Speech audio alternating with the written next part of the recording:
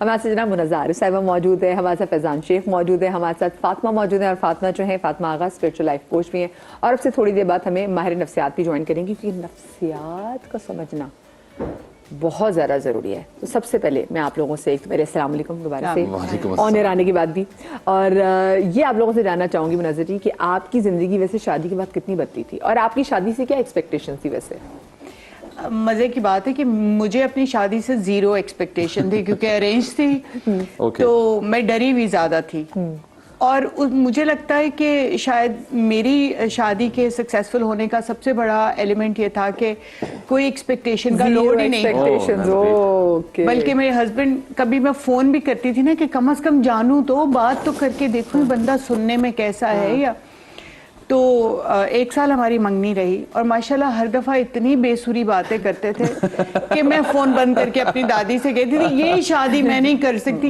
ये बंदा मेरी टाइप का ही नहीं है। तो वो कहती थी नहीं नहीं शादी के बाद सब ठीक हो जाता है। बट सच उनकी बात काफ़ी हद तक दुरुस्त साबित हुई। शुरू में होती हैं मुश्किलात बिकॉज मेरा दिल था कि कोई रोमांटिक सी शादी हो और ऐसे हो वैसे हो, बड़ा जैसे हाँ नहीं मैं बिल्कुल फिल्मी नहीं थी बाय द वे। आज से 10 साल पहले की जिंदगी मेरी बिल्कुल नॉन फिल्मी थी, लेकिन वो एक टिपिकल जैसे टीनेज गर्ल्स का होता है ना कि ओ कोई टूट के प्यार करे और यूं करे और ये, तो वो ऐसा कुछ भी नहीं हुआ मेरी लाइफ में। लेकिन उसका फ़ायदा ये हुआ कि ज़ीरो एक्सपेक्टेशन के साथ जब सफ़र शुरू होता है तो वो जो वक्त के साथ साथ आपका प्यार मैच्योर होता है, ग्रो करता है, ये सब कुछ पॉजिटिव नहीं होता। लड़ाइयाँ झगड़े भी होते हैं, मिसअंडरस्टैंडिंग्स भी होती हैं। उसके बाद फिर जैसे जैसे इंसान की बॉडी में भी सेल्स टूटते हैं और बनते हैं, रिश्ते भी ऐसे ही है कि टूटते बनते बनते फिर वो स्ट्रेंथन होते चले जाते हैं। तो I think that's the best thing. मुझे लगता है मेरी शादी में जो एक फैक्टर था वो था ज़ीरो एक्सपेक्टेशन। वैसे हर जगह ये होनी चाहिए। Tuba Tahir ji mental health advocate वो भी हमारे साथ मौजूद है। अस्सलाम वालेकुम Tuba, come and join our discussion. Faizan आप बताएं जनाब, आपकी शादी से पहले शादी से क्या एक्सपेक्टेशंस थी और शादी के बाद आप कितना बदले? आई थिंक जस्ट लाइक मुनज़्ज़र आपा सेड कि एक्सपेक्टेशन लीड्स टू डिसअपॉइंटमेंट्स। सो कोई एक्सपेक्टेशन नहीं थी। मुझे लगता है कि उससे ज़्यादा आपको इस पे काम करना चाहिए कि जो आपसे एक्सपेक्ट कर रहे हैं आप उस पर पूरे उतर रहे हैं नहीं उतर रहे। तो मेरी हर लड़के में ये बात नहीं होती वैसे। देखें हाँ ये मतलब ये लड़का ना बहुत अच्छा लड़का है। परवीन आपा बड़ा अच्छा अपना लड़का परवान चढ़ा है। तो क्या कहते हैं कि मतलब आपको ज्यादा ये ख्याल करना चाहिए कि आप किसी की बेटी को घर के लेके आ रहे हैं तो ज्यादा एक्सपेक्टेशन होती है और इस जिम्मेदारी को अगर लोग समझ लें तो बड़ी चीजें आसान हो जाती हैं। और मुझे ऐसा लगता है कि जो कहते हैं ना शादी के बाद कुछ चेंज होता है, कुछ भी मेरी जिंदगी में कुछ भी चेंज नहीं हुआ, सब वैसे का वैसे ही। Because I knew what I was getting into, I knew her पहले से और हम बहुत अच्छे दोस्त थे। वैसे हाँ, क्योंकि दोस्ती रहना बड़ा जरूरी है। अभी भी वैसी है। एंड आई थिंक कोई भी रिलेशनशिप है स्पेशली ये वाला, आप there is a constant effort which is needed. हर दिन जो है ना, हर दिन एक नई बिगिनिंग होता है। में नाराजगियां भी होती हैं, जुड़ भी जाते हैं दोबारा। आई थिंक कि वो एक नाराजगी के बाद जब हम पैच करते हैं तो वो और मजबूत होता है रिश्ता, मुझे ऐसा लगता है। और मुझे लगता है आप दोनों की तरफ से फ्लेक्सिबिलिटी होनी चाहिए। हमने कुछ रूल सेट किए हुए, हम अभी भी उनको फॉलो करते हैं। 8 साल हो गए अल्हम्दुलिल्लाह, वैसे ही चल रहा है सब कुछ। वैसे रूल्स अगर में से प्लीज जरा बताने वाले तो हमारे से शेयर भी करें कि ये कौन से रूल्स है ताकि। जैसे एक बड़ा बेसिक रूल था कि we will not sleep on a fight. हाँ सबसे बेस्ट रूल है। थोड़ा मुश्किल होता है इसको कभी कभी फॉलो करना, लेकिन हम कर लेते हैं। और हमने अभी रिसेंटली हम एक गैदरिंग में बैठे थे, वहाँ सारे कपल्स थे, जब हम वहाँ यही डिस्कशन हो रही थी, हमने कहा तो सबने घूम के देखा है, एक ने कहा अरे हम तो बहुत सोए भाई लड़के, हम तो सो जाते हैं। मैंने कहा उससे ना चीजें एस्केलेट हो जाती हैं। अगर आप दिल में रख के सो जाओ ना, you never know how you will wake up and you might give it a thought and might go in the negative side. बेहतर ये कि रिजॉल्व इट। अच्छा ये तुमने बहुत मजे की बात की। और हमारे एंड पे हमारी शादी मैरिड लाइफ में ये होता है कि अगर हम नाराज हुए ना, लेट्स से हम उसको टाइम देते हैं डिसॉल्व होने का, टू फेड आउट। हाँ ये भी होता है। और आप थोड़ा वेट करते हैं, फिर आहिस्ता आहिस्ता यू नो, या मैं आइस ब्रेक करूंगी या वो आइस ब्रेक करेंगे। हाँ, that's good. तो and saying sorry to each other is like one rule कि अगर मेरी गलती है तो मैं अच्छा सॉरी ना, चले आए मैं आपको नाश्ता बना के दूं, या वो कुछ कहेंगे अच्छा चलो आओ आउटिंग पे चलते हैं या कुछ इस तरह से। तो थोड़ा कभी कभार होता है कि एकदम से झूठा पैचअप करने के बजाय हम कहते कि चलो ओके इसको थोड़ा टाइम दे दो, तो हमारे केस में वो चल जाता है। लेकिन देखिए सॉरी कहना बड़ा जरूरी है। यूजुअली बहुत सारी खवातीन कह रही होती है, बंदे जो होते हैं ना फिर वो खुद ही वो कहते हैं हमने बात करी तो ये सॉरी तो था। अक्सर बंदे ऐसे भी होते हैं। आप मुझे बताएं फातिमा, आपकी, क्योंकि आपने बताया भी कि आपकी जब शादी थी आप बहुत छोटी थी और आपके हिजाब का एक मसला था स्कूल में, और उसके बाद आपके जो हस्बैंड और आपके ससुर ने कहा कि नहीं जी हम इस हवाले से स्कूल में बात करेंगे कि ये हिजाब पे इशू नहीं होना चाहिए। लेकिन जब आपकी शादी हुई तो ऑफ कोर्स बड़ी यंग थी, तो उस एक यंग फातिमा में शादी को लेकर क्या एक्सपेक्टेशन थी, और शादी के बाद कितनी फिर फातिमा ने कहा कि नहीं हर चीज़ ऐसी नहीं होती? आई थिंक बिकॉज मैं बहुत छोटी थी, हम लोग बहुत दफ़ा अपनी एक्सपेक्टेशंस अपने पेरेंट्स से लेके आगे बढ़ते हैं, बट हर घर अलग होता है, हर कल्चर अलग होता है। बट मेरी मंगनी 2 साल रही and I had the best time, we got to know each other. हमारी फैमिली में इस चीज़ को इनकरेज किया जाता है कि आप मिलें, बात करें और एक दूसरे को समझें। तो आई थिंक कि उसमें जो अंडरस्टैंडिंग डेवलप हुई, दोनों ने एक दूसरे के घरों को देखा, माहौल को, क्योंकि बाहर तो क्या होता है कि जब आप एक दूसरे से मिल रहे होते हैं, डेट कर रहे होते हैं, जो भी होता है, the family is not part of that mingling, you know. But हमारे यहाँ जब हम दावतों पे, ईदों पे मिलते हैं, यू नो, शादियों में लेके जाते हैं, तो आपको एक बहुत अच्छी अंडरस्टैंडिंग पता चलती है कि ये घर में माहौल कैसा है, किस किस्म के लोग हैं।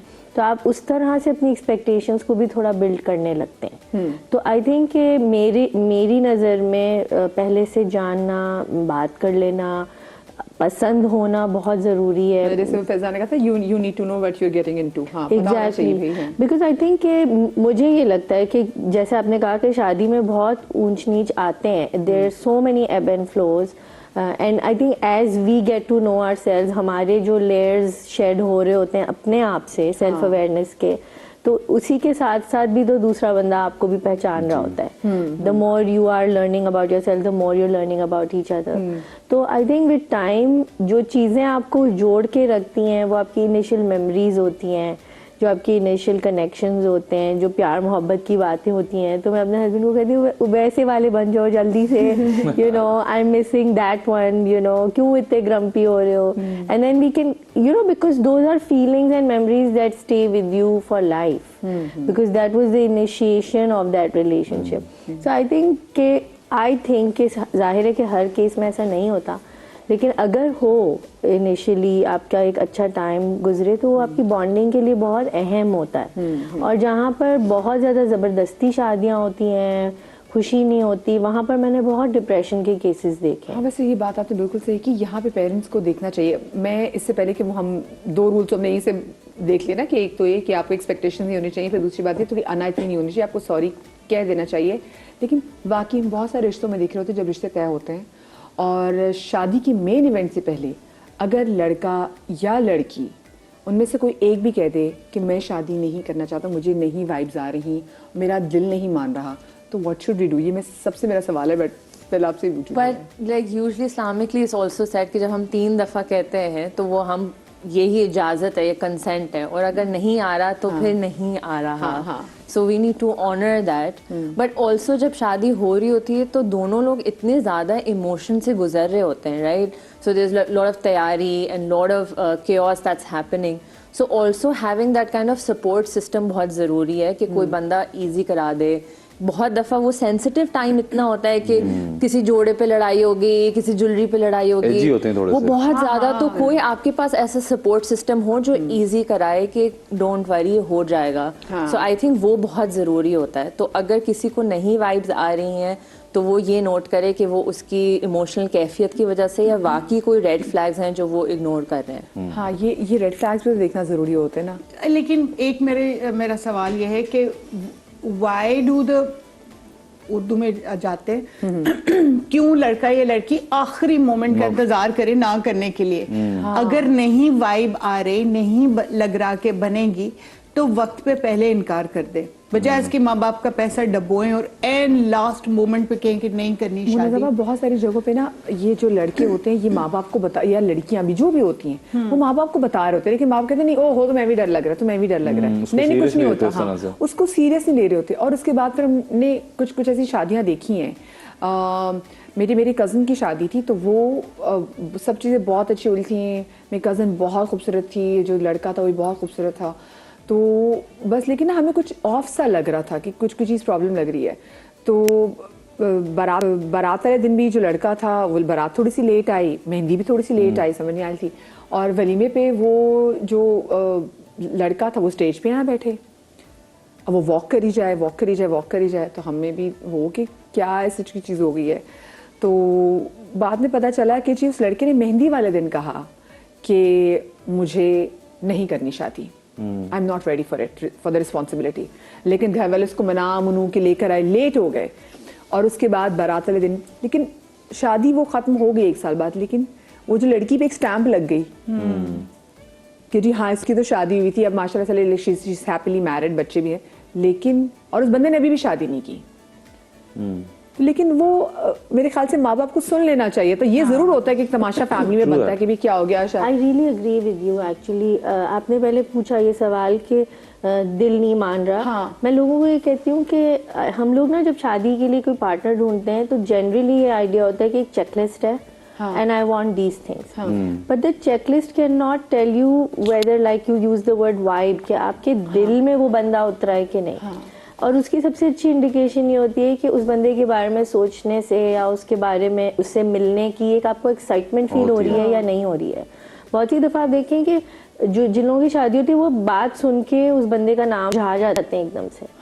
और हम एज पेरेंट्स बहुत सी, हमने भी घर में केसेस देखे जहाँ पर पेरेंट्स को ये खदशा होता है कि कहीं ये मना ना कर दे, कहीं ये खुश नहीं है तो जाओ बेटा मिलो, बात कर लो, ऐसे कर लो, ऐसे करो, नहीं नहीं ऐसे नहीं करते, हो जाएगा, सब सही हो जाएगा, तो वो पुश कर रहे होते हैं। तो जो आपने लास्ट मिनट की बात की ना, वो लास्ट मिनट कोई बंदा चूज नहीं करेगा कभी भी कि वो इतनी एम्बेरसमेंट से गुजरे या पेरेंट्स को इतनी तकलीफ दे। बच्चे आमतौर पर बहुत नर्वस होते हैं, वो अपने बच्चों को अपने पेरेंट्स को अपसेट या डिसअपॉइंट नहीं करना चाहते।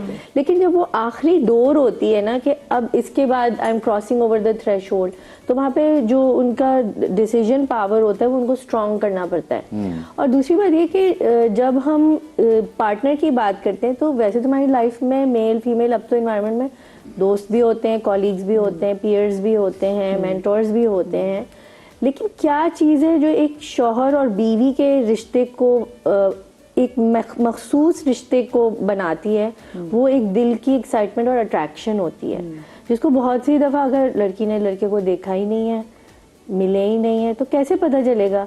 और जहाँ तक इस्लामिक ट्रेडिशन की बात है तो देखें हमारे तो रसूल सल्लल्लाहु अलैहि वसल्लम ने तमाम स्टीरियोटाइप्स को ब्रेक किया ना, कि उनको एक खातून ने प्रपोज किया और दिल आ गया इसलिए प्रपोज किया, और दिल इसलिए आ गया क्योंकि उनकी खुसूसियात ऐसी थी, उनके अंदर क्वालिटीज ऐसी थी। थोड़ा वक्त गुजरा, टाइम बीता, तो उन्होंने इस चीज़ को नोट किया कि ये ऑनेस्ट हैं, ये सादिक हैं, ये अमीन हैं, ये ट्रेड को किस तरह से हैंडल करते हैं। आप देखिए हदीसों में भी आता है ना कि अगर किसी बंदे को परखना है तो 2-3 चीज़ों से परखें। हाँ, या तो सफर करें या उसकी तिजारत करें। पैसों का लेना। हाँ, हज़रत अली का कॉल है कि आप किसी शख्स को जानना चाहते हैं, बिल्कुल। तो 2 चीज़ें। तो जब हम एक बिजनेस इन्वेस्टमेंट के लिए या किसी जॉब के लिए या किसी और भी इम्पोर्टेंट डिसीजंस इन लाइफ के लिए हम लोगों को परखते हैं, 10 लोगों से पूछते हैं, मिलते हैं, बात करते हैं, उसकी वाइब चेक करते हैं, पार्टनरशिप हो रही है बिजनेस की तो बहुत सारी चीज़ों को देखना पड़ता है आपको। हाँ। हमें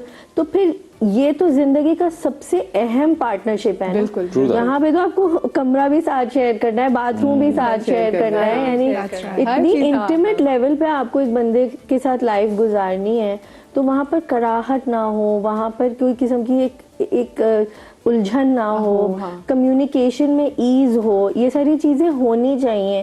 क्योंकि हमारे यहाँ क्या है कि आई थिंक सब कॉन्टिनेंट में तो वैसे हमारा हिंदू कल्चर भी बहुत आ गया है जो इस्लामिक नहीं है, बिकॉज अगर इस्लामिक देखें तो हम तो बहुत ही डिफरेंट सिनेरियोज देखते हैं।